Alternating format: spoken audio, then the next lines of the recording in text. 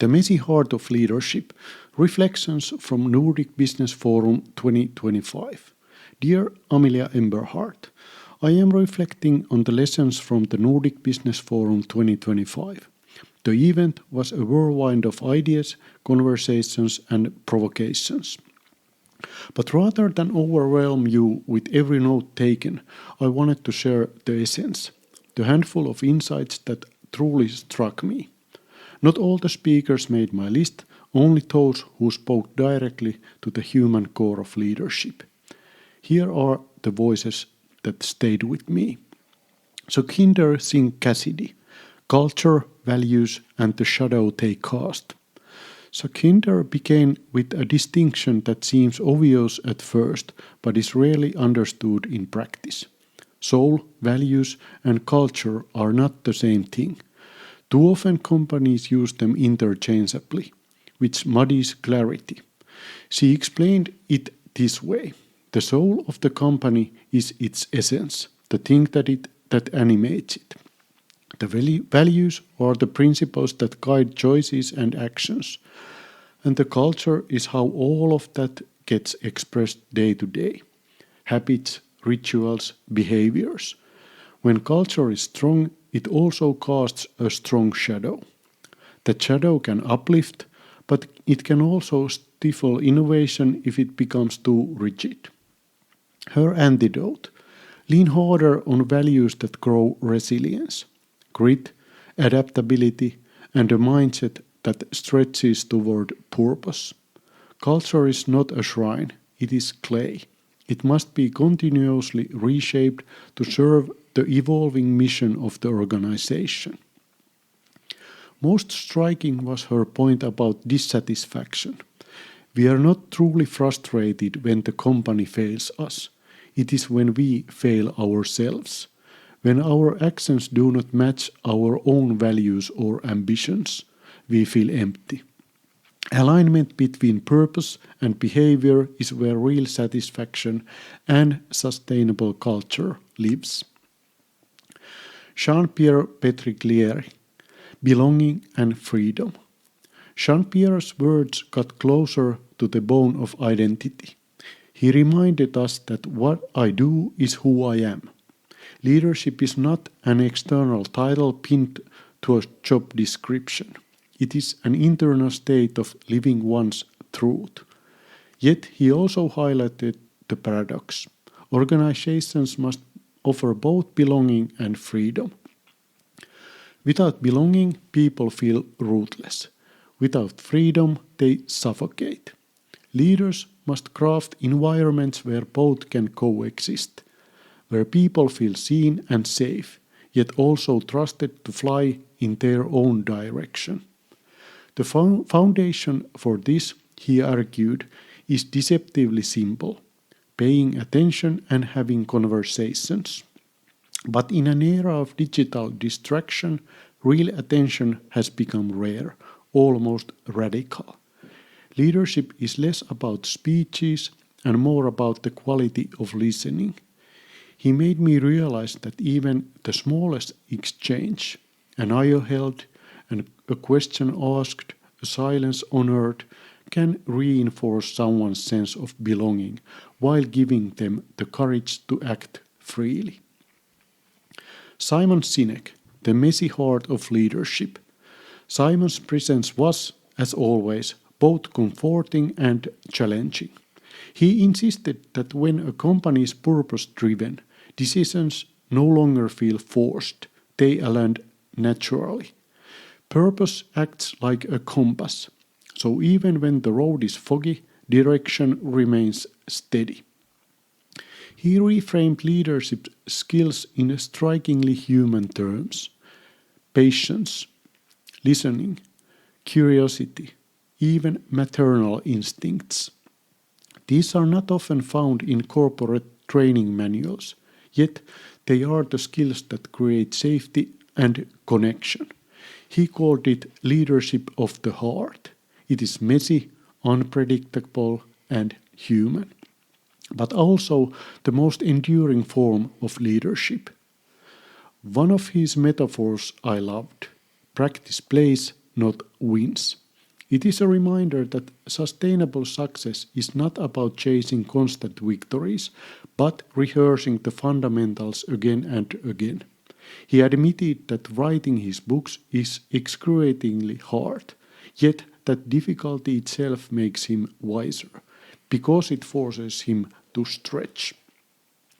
Perhaps the most liberating idea was his acceptance that missing the numbers but keeping the trend is okay.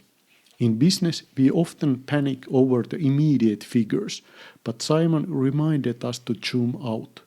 What matters is momentum, direction, and the heartbeat of purpose, not every tick of the financial meter. April Rinne, the practice of becoming. April's talk felt like a gentle mirror, asking us to pause. Her central question was both disarming and profound. What am I practicing at becoming? She reframed mess not as something to be cleaned up, but as opportunity in its purest form. Disorder, uncertainty, even chaos. These moments are where fresh insights hides. If only we are brave enough to look differently. Her mantra, borrowed from Navy SEAL training, was slow is smooth, smooth is fast. The counterintuitive truth is that by slowing down, we actually accelerate our effectiveness. A clear mind, uncluttered by rushing or multitasking, makes sharper decisions and sustains energy over time. She also spoke about letting go, not just of grudges or past mistakes, but of the heavy armor of always having the answers. True change requires unlearning assumptions, discarding outdated beliefs, and making peace with uncertainty. She warned that deep change often remains invisible to us because it contradicts our current plans or worldview. Fear narrows our vision, courage widens it. Listening to her, I felt the urgency of slowing down. Not to do less, but to see more. Diana Candor, escaping the gravity of success. Diana's session was a jolt of pragmatism. She described success as having gravitational pull. Once we achieve something, the very weight of that achievement drags us into the status quo. We keep repeating what works, and that slows our growth. She offered 3 reframed questions that could unlock momentum. 1. Instead of asking what should we add, ask what should we stop doing. 2. Instead of how can we improve, ask what does version 2.0 look like. 3. Instead of how can I do this, ask who can help with this.